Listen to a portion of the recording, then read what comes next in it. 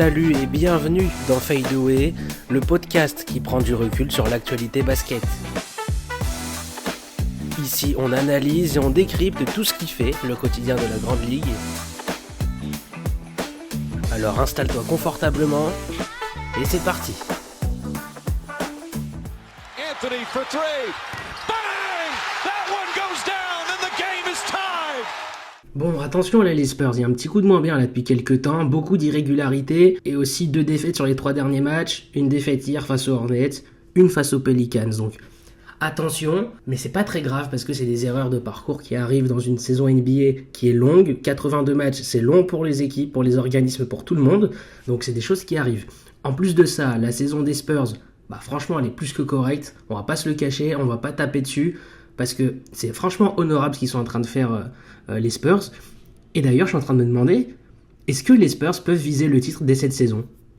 Bon, sincèrement, j'ai du mal à dire oui, parce que non seulement c'est pas leur plan, et je ne suis pas sûr qu'ils aient autant de certitude que d'autres cadors de l'Ouest, comme les Nuggets ou le Thunder par exemple. Bon, certes, ils sont en 32-16 au moment où j'enregistre ce podcast, je l'ai dit il y a quelques instants. Là, on est le 1er février, donc ils sortent d'une défaite face aux Hornets hier soir. Mais je le disais, c'est pas le plan des Spurs d'être contender tout de suite parce que leur but, du moins en début de saison, leur but c'était d'abord de montrer de la progression pour ensuite jouer le titre d'ici 2-3 ans. Et ils sont en train de progresser plus vite que prévu parce que je les attendais pas forcément à ce niveau-là. Non seulement je les attendais pas à ce niveau-là, mais surtout, je ne les attendais pas à ce niveau-là quand Victor Wembanyama est absent. Et je voulais commencer là-dessus parce que Wemby a raté quand même pas mal de matchs cette saison, il a quand même raté un mois de compétition à cause d'une blessure au mollet. Et sans Victor Wembanyama, les Spurs, ils ont fait quand même une superbe série de 9 victoires en 12 matchs notamment. Et en plus, sur cette période-là, Stephen Castle a raté 9 matchs, Dylan Harper a raté 4 matchs. Donc franchement, c'est très bien.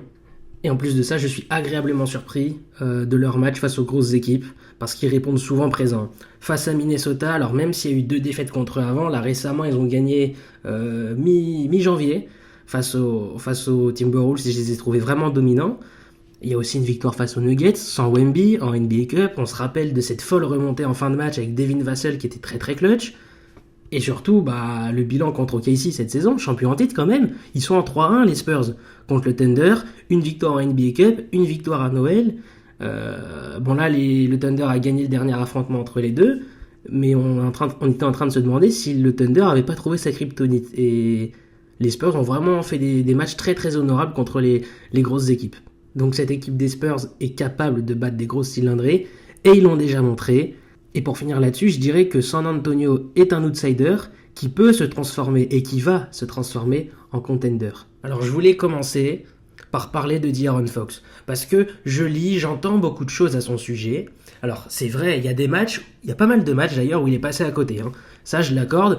Attention, je suis pas en train de dire que De'Aaron Fox est le meilleur joueur de l'histoire du basketball. Par contre, je trouve les fans des Spurs beaucoup trop durs avec lui, parce que De'Aaron Fox, il a pris ses responsabilités quand les Spurs avaient besoin de lui. C'était le patron quand Wemby n'était pas là, quand Castle, quand Harper n'était pas là. Pendant l'absence de Wemby, De'Aaron Fox, il te sort des stats de limite All-Star. 25 points, 48% au tir, 40% à 3 points, 6 passes par match. C'était le meilleur joueur des Spurs quand Victor n'était pas là.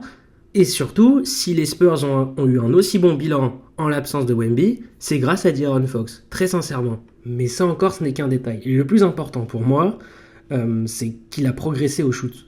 Et cette saison, il a sorti les meilleurs pourcentages de sa carrière. Que ce soit à mi-distance ou à 3 points, il n'a jamais été aussi efficace au shoot. Donc ça, c'est la première chose. Et la deuxième chose, c'est que les Spurs jouent plus vite, parce que la qualité première de De'Aaron Fox, c'est sa vitesse. Quand Victor Wembanyama est sur le terrain, les Spurs sont dans le top 10 des équipes les plus lentes de la ligue. Quand Wemby n'est pas là, les Spurs sont dans le top 10 des équipes les plus rapides de la ligue.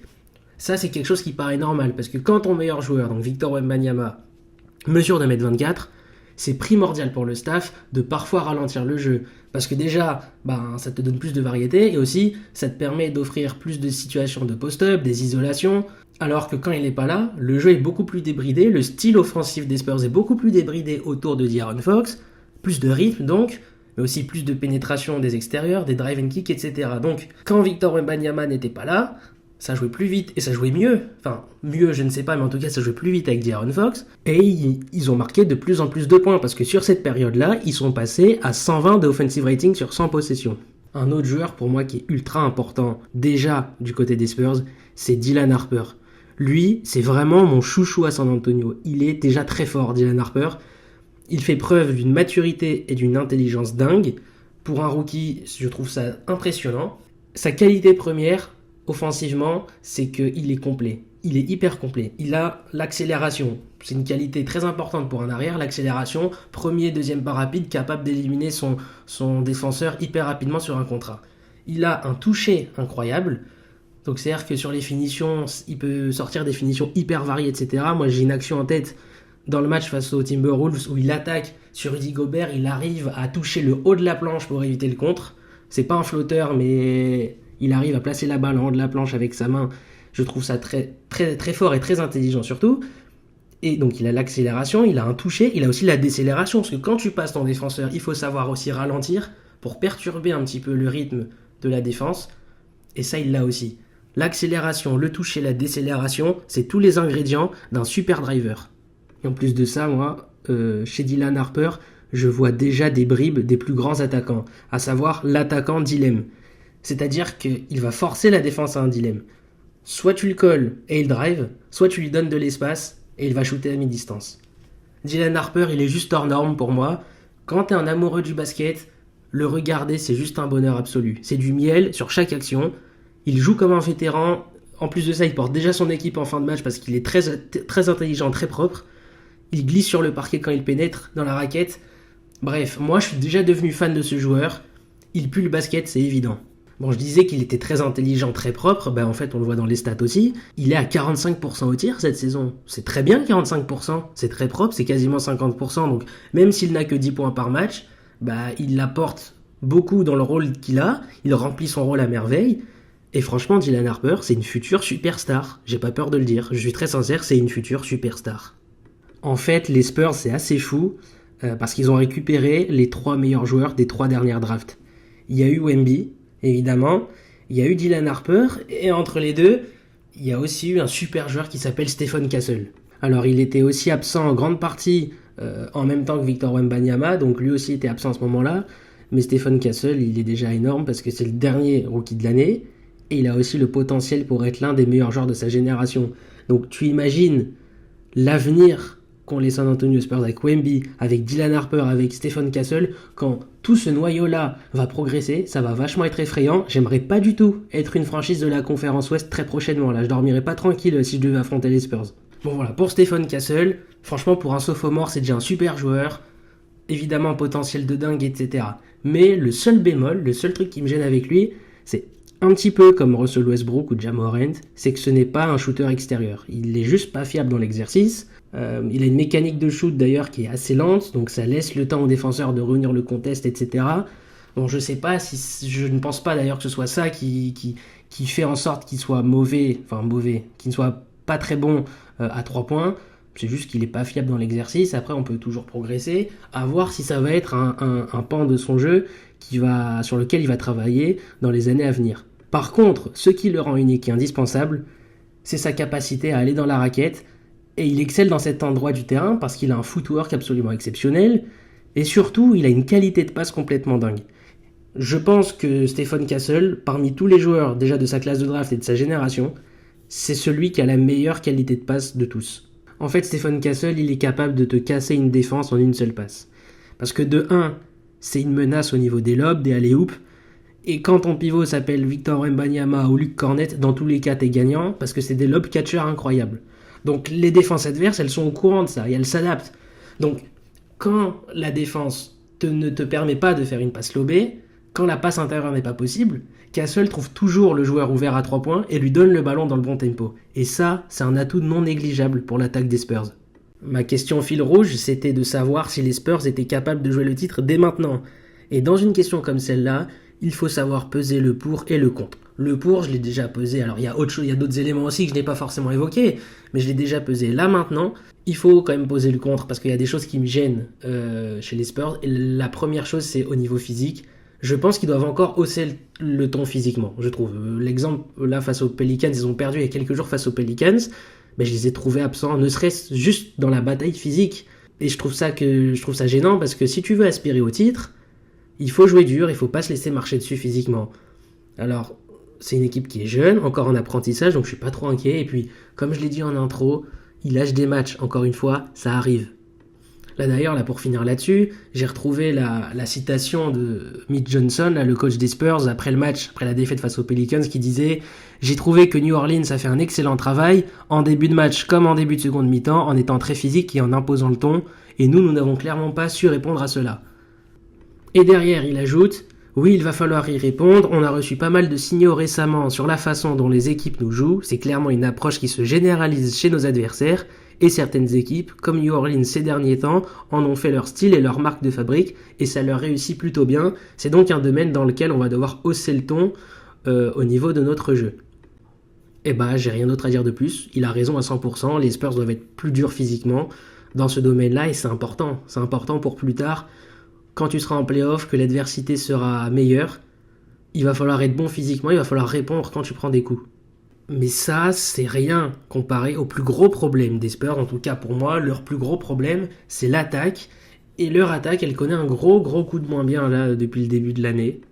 Là, depuis le début du mois de janvier, les Spurs ne sont que la 26e attaque de la NBA, derrière des mauvais élèves comme les Pelicans et les Nets notamment. Le problème numéro 1 dans cette attaque, c'est le spacing. Et ce que commencent à faire les équipes, c'est qu'elles ne respectent pas les coéquipiers de Wembanyama à 3 points.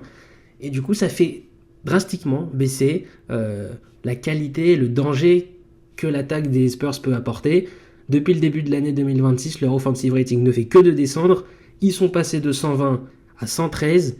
Ils ont perdu 7 points. C'est beaucoup. Et cette problématique de spacing, elle est liée à Harrison Barnes. Alors, je vais donner des chiffres parce que c'est plus parlant. Mais quand Harrison Barnes est sur le terrain, l'efficacité au cercle du duo Wembanyama-Barnes est de 72%. Et elle tombe à 66% quand Barnes n'est pas là. La fréquence au cercle des Spurs augmente en son absence, parce que du coup ça manque de solutions extérieures.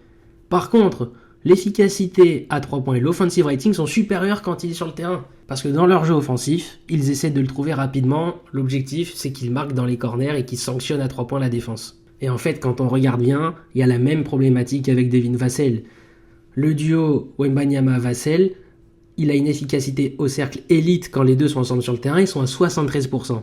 Et il passe aussi à 66% quand Vassell n'est pas là, donc sur le banc ou blessé. Donc dans les chiffres, on retrouve les mêmes tendances qu'avec Harrison Barnes. Donc en fait, les deux joueurs qui augmentent le niveau de l'attaque des Spurs, en vrai c'est eux, parce qu'ils apportent un spacing que d'autres joueurs n'apportent pas forcément. Et pour finir sur ce point-là, je vais reparler du match face aux Pelicans. Donc cette défaite des Spurs, ce soir-là, ils mettent pas dedans à 3 points. Wemby à 2 sur 10. Vassell, qui venait de sortir de l'infirmerie, certes, il est à 2 sur 8 aussi à 3 points. L'adresse au global des Spurs ce soir-là, c'est à 27%. Donc c'est très très faible. Et surtout dans une ère en NBA où le shoot à 3 points est primordial, tu peux pas gagner si tu shootes aussi mal. 27%, c'est juste pas possible en fait de gagner un match comme ça. Alors évidemment, quand tu parles de ce genre de choses, de ce genre de problèmes, de spacing, etc., c'est que le staff, le coach, a une part de responsabilité à chaque fois. Mitch Johnson, j'ai pas envie de lui taper dessus, parce que son travail, globalement, il est bon. Franchement, je suis désolé, les résultats sont là. 32-16, 3e place à l'Ouest, franchement, c'est propre. Maintenant, je ne sais pas si Mitch Johnson est le coach qu'il faut pour les Spurs, je ne sais pas si c'est le coach qui va réussir à les emmener au bout, mais quoi qu'il en soit, les résultats sont là, et il faut louer le travail, quand même, malgré tout. Maintenant, ce qui me gêne, c'est que non seulement les systèmes sont inexistants, c'est les rotations que je ne comprends pas, et les rotations, j'ai l'impression qu'il est fait au hasard. Mitch Johnson, je vais prendre l'exemple du match face aux Hornets, alors c'est un problème qui est plus global, mais face aux Hornets, là, hier, Jalen Harper qui était chaud, il n'est pas là dans le Money Time. Stephen Castle qui était chaud, il est sorti en plein Money Time. Là, franchement, je sais pas. J'ai pas compris les choix, j'ai pas compris les rotations. Ça fait pas mal de temps cette saison que je ne les comprends pas d'ailleurs. Ça, c'est le premier problème. Le deuxième, c'est que l'attaque des Spurs, elle est beaucoup trop basée sur le 1 contre 1 à mon goût. J'ai du mal à comprendre, je n'arrive pas à comprendre comment les Spurs, qui ont pendant tant d'années réussi à créer un ADN autour d'une attaque collective, mouvement de balle permanent, etc. Sous Popovich, c'était très beau à voir jouer, on prenait du plaisir devant le match des Spurs. Là, en ce moment, j'en prends un petit peu moins de plaisir. L'attaque est beaucoup trop basée sur le 1 contre 1 et c'est un manque de système. Peut-être dû à un manque aussi d'expérience du coach. Maintenant, ça fait pas mal de temps qu'il est là, Mitch Johnson. C'est sa première saison pleine, certes, mais il était quand même déjà là un bout de temps la saison dernière après les problèmes de santé de Popovich.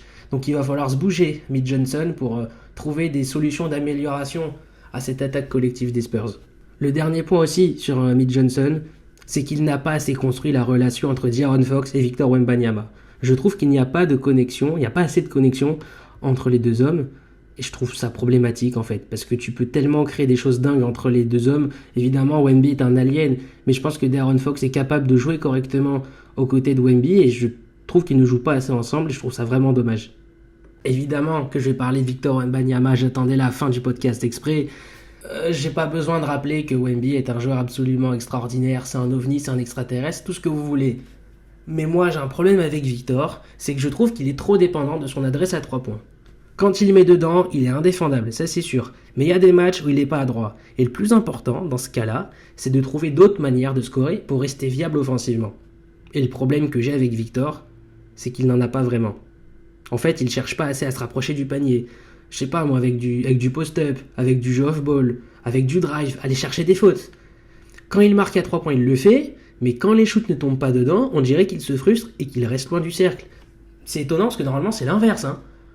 Là, l'exemple que j'ai donné tout à l'heure, je vais le redonner maintenant, le match face aux Pelicans, il est invisible pendant 3/4 temps parce qu'il n'a pas d'adresse. Et on ne le voit pas du tout du match. Hier, c'est pareil. Il rate son match complètement, Wemby. Alors non seulement j'ai une impression visuelle qui était déjà là, mais statistiquement aussi, ça se voit dans les chiffres. Et un joueur avec son profil ne devrait pas être aussi dépendant de son adresse à 3 points. Wemby, il doit être capable de tourner à 25 ou 30 points de moyenne par match et ne mettre que 4 ou 5 shoots par match. Je pense que ça doit être ça la norme. Et moi j'ai une question qui me vient en tête maintenant, mais c'est est-ce qu'en play-off, quand les défenses seront plus resserrées, est-ce qu'il sera capable de trouver d'autres solutions ? Ça va être la clé, ça va être vraiment important. Bon, mis à part ça, j'ai aussi un problème avec sa santé, et déjà les nombreuses blessures qu'il a eues. En 2023-2024, là, sa saison rookie, il rate 11 matchs. L'année dernière, il en rate 36 à cause de sa thrombose. Et cette saison, il en a déjà raté 14. Cette blessure au mollet là qu'il a mis out pendant un mois et aussi quelques pépins au genou où il a été mis au repos. Donc il risque d'être encore inéligible pour les récompenses de fin de saison à cause de la règle des 65 matchs. Là il lui reste que 3 matchs avant d'être officiellement hors course pour le trophée de défenseur de l'année ou pour une nomination dans une All-NBA Team. Et c'est un paramètre qui doit être pris en compte quant à la gestion de son cas et de sa santé. Je pense que les Spurs veulent lui permettre d'obtenir ces récompenses qui comptent dans une carrière. Maintenant, le plus important, évidemment, c'est la santé de Victor à long terme, et les Spurs vont faire ce qui est nécessaire et ce qui est utile pour que Victor reste en bonne santé. Et aussi l'enjeu, c'est qu'il arrive en pleine forme pour les playoffs, parce que San Antonio en a vraiment besoin. Bon, là, comme je disais, on est le 1er février, la trade deadline c'est le 5, donc il reste plus que 4 jours. Donc à voir si les Spurs vont bouger cette semaine pour se renforcer. Ils ont un asset intéressant qui s'appelle Jeremy Sohan, qui est complètement sorti de la rotation, donc il a quand même une petite valeur, parce que c'est un joueur avec un profil assez intéressant. Maintenant, à voir ce qu'ils vont en faire. J'ai vu une info de Jake Fisher, je crois, le journaliste, qui expliquait que les Knicks ont proposé une offre, donc récupérer Jeremy Sohan en échange de Gershon Yabusele et Pacom Dadier. C'est une offre qui a été refusée par les Spurs, donc je pense qu'ils cherchent autre chose, et je les comprends. Parce que je ne sais pas si c'est Gershon Yabusele dont ils ont besoin, mais ils ont surtout besoin d'un shooter fiable et capable de jouer off-ball. Et pour ça, moi je pensais au profil de Malik Beasley. Déjà, c'est un joueur hyper fiable et capable d'avoir un impact immédiat dans son équipe. Faut juste voir ce qu'il a fait aux Pistons l'année dernière. Il sort d'une saison à 16,3 points de moyenne et il avait beaucoup aidé Détroit à retrouver les playoffs. Et en plus de ça, il a fini 2e pour le trophée de meilleur 6e homme. Maintenant, je sais qu'il a des problèmes judiciaires. Pour expliquer le contexte, il devait prolonger cet été avec les Pistons, contrat de 42 millions sur 3 ans, mais l'accord a été annulé après la découverte de paris suspects sur ses performances. Enquête du FBI qui est toujours en cours aujourd'hui. Donc là, la situation est telle que Malik Beasley, pour l'instant, n'a plus de club. Il a reçu des offres de clubs européens ou de clubs chinois avec une clause de sortie immédiate vers la NBA, mais pour l'instant, il a signé nulle part. Donc à voir ce que va faire Malik Beasley de son avenir. Maintenant, moi, personnellement, j'estime qu'il doit avoir sa place toujours dans la ligue.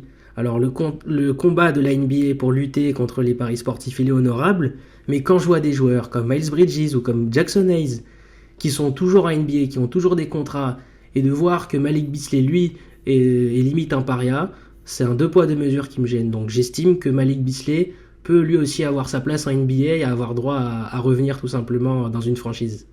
Voilà. En tout cas, je ne sais pas ce que feront les Spurs d'ici cette semaine. Je ne sais pas ce que fera Malik Beasley aussi de la suite de sa carrière. Je pense que c'est un profil intéressant, un profil qui va évidemment apporter beaucoup aux Spurs. C'est une équipe aussi qui peut correspondre à Malik Beasley, qui est un joueur d'expérience, qui pourra un petit peu apporter ce côté dur à cuire aussi aux jeunes joueurs des Spurs. Donc je pense que c'est ça peut être limite un mariage parfait. Voilà, Malik Beasley et les Spurs, je pense que ça peut être un mariage parfait. En tout cas, à voir ce que ça va donner, et je pense que c'est le type de joueur dont les Spurs ont besoin. Bon, les Spurs ne devaient pas être aussi bons cette année, mais au final, leur saison elle est meilleure que tous les pronostics. Alors, je reste sur mon avis, ce ne sont pas les contenders numéro 1 à l'Ouest, mais attention, ils ont un shot là, ils ont une toute petite fenêtre, et s'ils veulent passer dans cette fenêtre et aller chercher le titre cette année, il va falloir être parfait du début à la fin. Je pense que ça va être un peu juste. Voilà, ça va être un peu juste pour tout ce qui est expérience, tout ce qui est aussi... Il y a des manques, il y a des manques dans cet effectif. Mais je me fais pas de soucis pour eux. Parce que quoi qu'il en soit, dans tous les cas, les Spurs seront la meilleure équipe de l'Ouest. Et même la meilleure équipe de la Ligue à court et à moyen terme.